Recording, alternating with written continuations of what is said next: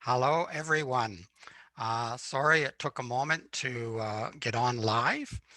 This is my first YouTube live, so we can expect a few little glitches probably coming in. Uh, this is the first time I've tried it, and I'm trying it from Zoom. Uh, and there is a bit of a delay between Zoom and YouTube, so we'll have to get used to that.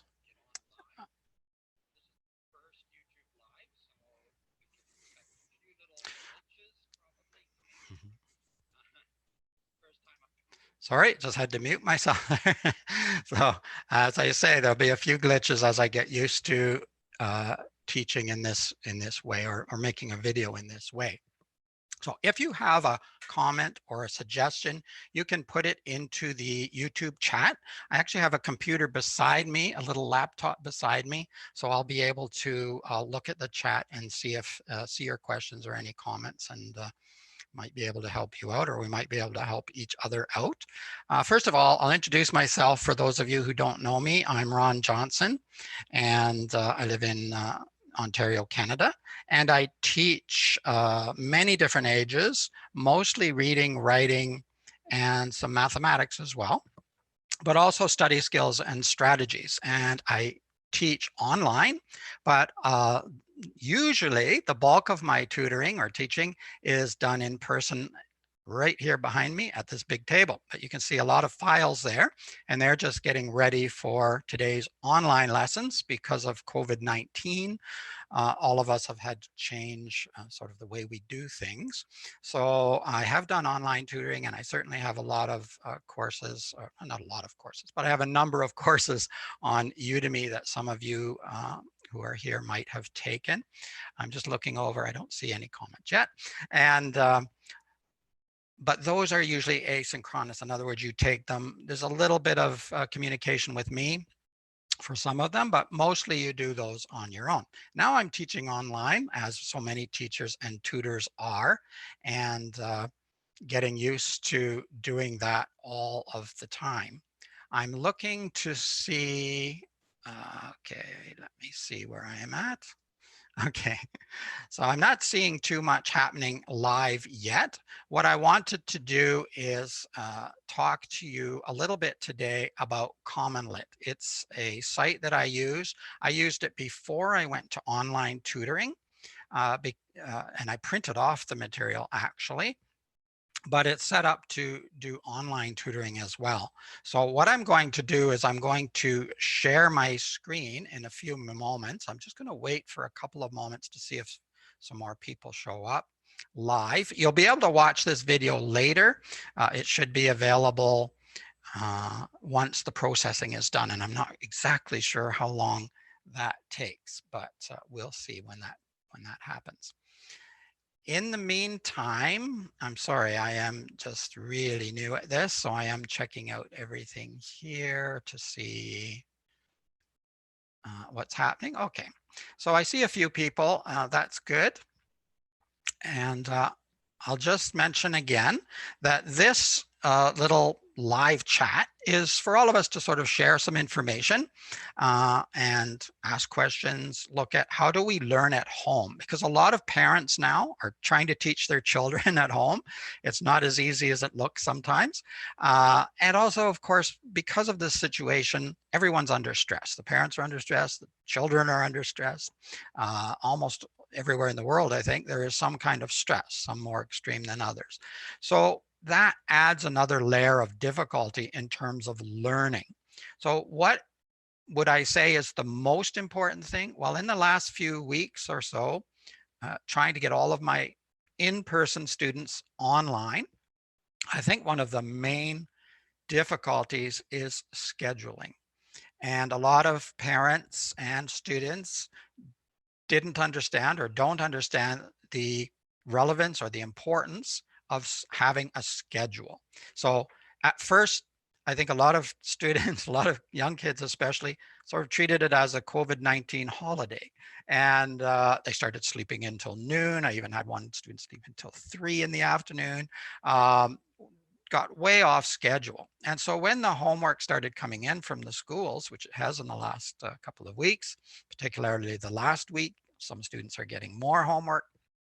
But this is now schoolwork. This is not just homework. It's all homework now.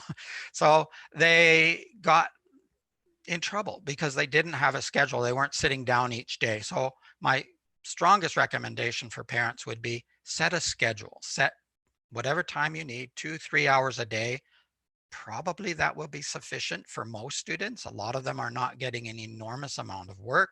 And if you're really focused for 2 or 3 hours a day and you know you're going to be doing homework at that time, and shutting off all the other devices and sounds and whatever, then you can really accomplish a lot in 2 or 3 hours. It doesn't have to be 3 hours all at once. It could be 1 hour and then 2 hours or separate hours, but have a schedule and have it set so that you know each day, Monday through Friday, this is the time that we sit down and do our schoolwork.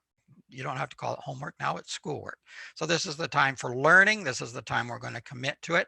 And if it becomes a routine, it's a lot easier. And I really do recommend getting up in the morning, trying to keep as much of the routine as you can. Obviously, a lot of it's gone out the window lately, but try to keep some routine because I think that can be very, very helpful. I'm just looking at my other computer. And some of my students are already starting to notice that, well, I'm not sleeping in so late now, I'm getting more done. So they're already starting to notice a bit of a shift if they have set up a schedule. Those who haven't are not accomplishing too much and they're not getting my work done. And so it's become a little bit of an issue for them.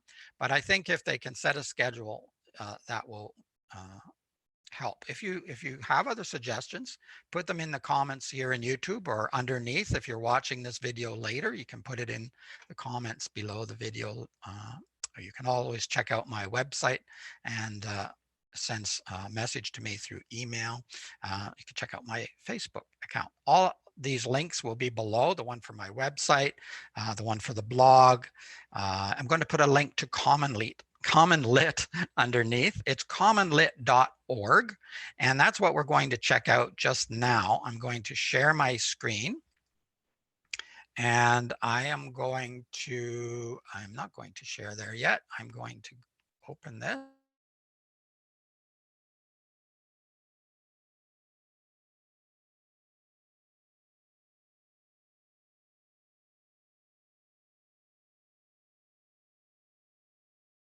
Look at two different things. So this is the screen that you would see. I'm just moving me down there. This is the screen you would see if you just go into commonlit.org, and this would come up. And here, if you're already a student or if you're a parent or teacher, you would log in here where my cursor is at the top right. If you're not a student or a teacher or a parent, you would click on the sign up, and it will ask you, I am an educator, I am a parent or guardian, or I am a student. Now, if you're a student, you need to enter a class code. So if you don't have a class code, you either need to get a class code from your teacher or your tutor. For example, I have a teacher account, so I have class codes for my students. Or you need to get your parent or a teacher to sign up so that you can do that. The other, sorry, I meant to click sign up again. You can click in as a parent or a guardian or an educator, but if you do as a parent, for example, there are a few hoops you have to jump through in order to use the site. So you have to prove that you are a certain age, etc. And that's just to try to keep students from going into a parent or a teacher account, and it's the same for the teacher's account, because you don't want these students to have access to the answers, because there are some answers available for the teacher, and I'm assuming for the parent. I've never actually signed up as a parent account because I've always had the teacher account. I did click in as a student so that I could test CommonLit before I used it. So I'm going to show you that in a minute from a student's account. But some of the things you can do in CommonLit is you can, and it is a free account for teachers and students. So you can check the library. So on the left here, we have library. You can check in here. You can look, you can view all the texts. You can look at units. You can search the library. So you can type in maybe a name of an author or a name of a story that you've heard of before, or just any word and see if it comes up. So if there's something that you're interested in, you can click in there and maybe type, I don't know, I'll type basketball, and you do a search, and there's a few texts for basketball that you can use. The other thing you can do when you're searching the library, you can look at the genre. So they have different genres: drama, essay, memoir, satire. So you can look in different genres. You can look at grade levels. Now, it only goes as low as third and fourth grade level. So unless you have a second grade student who's reading advanced, but third to fourth up to 11 and 12. But really, it can be used for even adult students, even yourself, if you're an adult and you want to learn something. There's lots of interesting texts. I find them interesting when I'm reading them for my students or with my students. So you can search by grade level. There's literary device, text set, theme. There's certain themes like morality, love, beauty and happiness, etc. And there are some Spanish texts. I don't use the Spanish text, so I don't have a lot of information about that. But that is a great resource, especially if you're working with your students or your children at home, or if you're a teacher or tutor working with students. You can find something that's appropriate for that particular grade level. I'm wondering if there's anything else I wanted to do here. There's a lot of information here. Some things you cannot do from here. Now you can, without signing up as a student or a parent or a teacher, you can work from here. Let me go back to, okay, let's look at Animal Farm. Okay. No, I don't really want to look at that. Let's look at herd behavior. Okay, here's a text.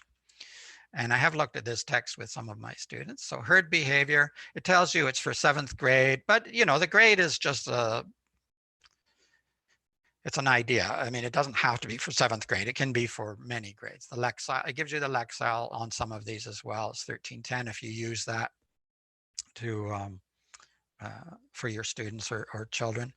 You can download a PDF, so you can download it and print it. That's what I used to do, and you can do it on paper, and that'll download the questions as well if you ask it to. You can read the story here. You cannot highlight. The highlight doesn't work unless you're signed in, so you don't have the highlighting ability or the annotation ability, but you can read through the story. You can answer the questions as well. There's guiding questions. You can set that, and it will ask you questions as you read. And this is good to slow you down and make sure that you're understanding, or that your child is understanding, each section of the text. So that's a good idea. There are assessment questions, and here you would answer. They're multiple choice questions. The problem is you can't answer if you're not signed in. So you can use these, or if you print them, you can certainly circle them on paper. You can use these if you're sitting with your child. You could go through them together. You won't have access to the answers either, so you will have to know the text yourself and agree or disagree with the answers that your children have given. But you can go through these questions. And then often there are some discussion questions. So these are very useful for talking about the text. You can engage your child in a conversation and try to not just ask factual questions, but get into the text and go through it and have a much fuller understanding of it. I use these for discussion, but I also use them to get written answers, longer written answers. So for these discussion questions, there's usually only a couple. There's 2 on this one. I either pick one, or we might do one day and one another day if they're both very good questions. Sometimes there's more than 2.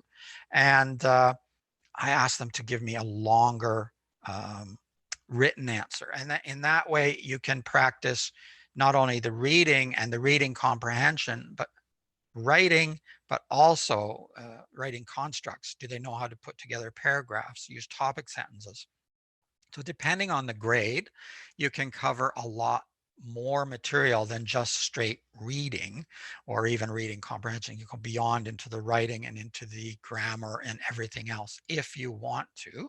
You can either have a discussion first and then have them write. That can be helpful for some students who don't know how to get started. Or you can just have them try to write the answer first and then you both have a discussion. That's also good because in a way, sometimes when I have a discussion with students, I tend to give too much information and then they have not really thought through everything on their own. And also a combination is good as well. So that's fine. What I'm also going to do is I want to look at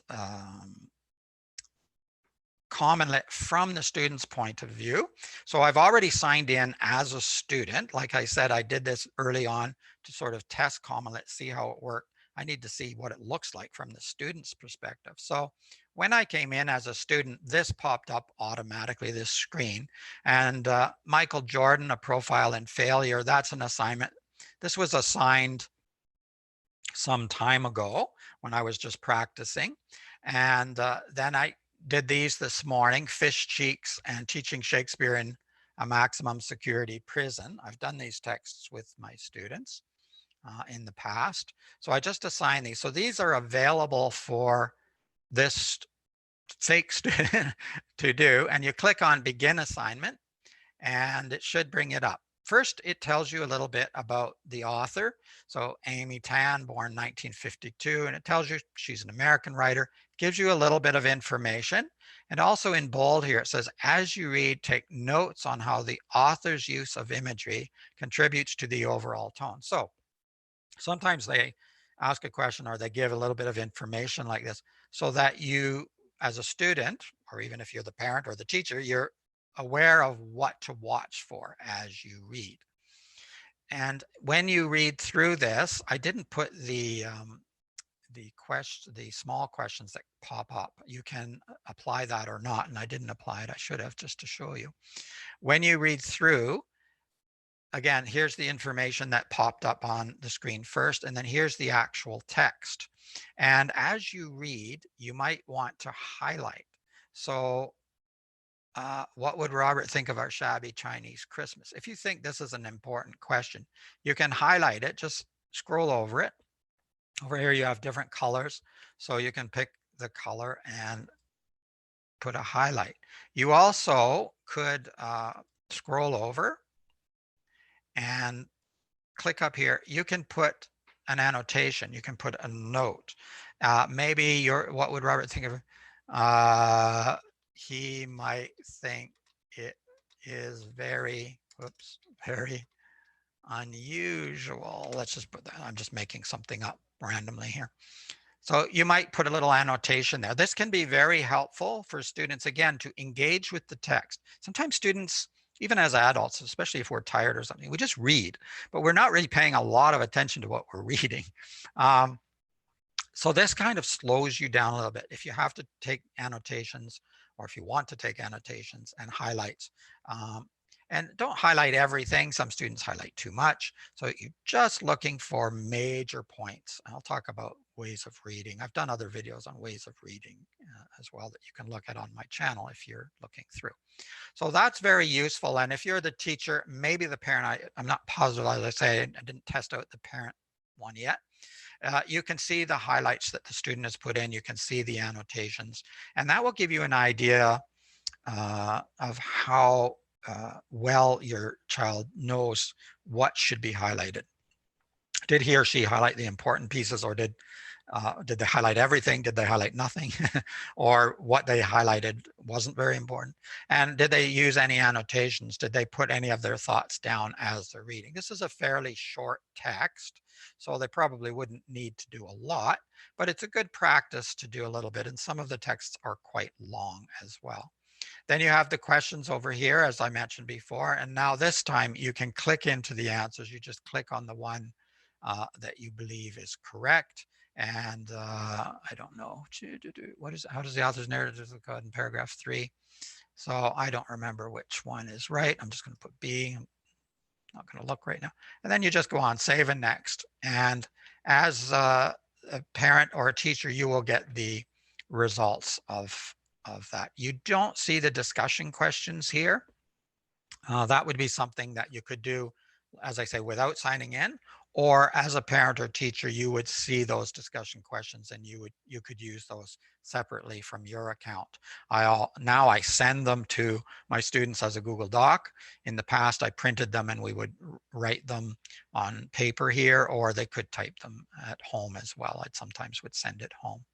So that's the annotation. There is a translate. I haven't used that, so you could try that if you needed a translation. There's also a read aloud, and I haven't set up my computer, so you won't actually hear it. But if you click read aloud, you can see the little speakers here. So if I wanted to start right from the beginning, I could start up here, and it would read from the name all the way through the text. But if I only need a certain part, I can click here, for example.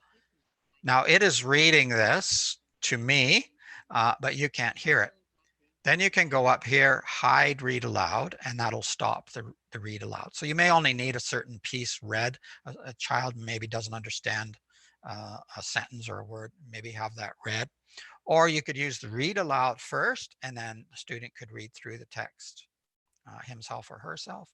Or you could do it the opposite way. You could have, so you have lots of options. So they could read the story first and then use the read aloud just to hear it again. So sometimes that's good to be able to read it and then hear it. I do that in person sometimes, or online in person, face to face.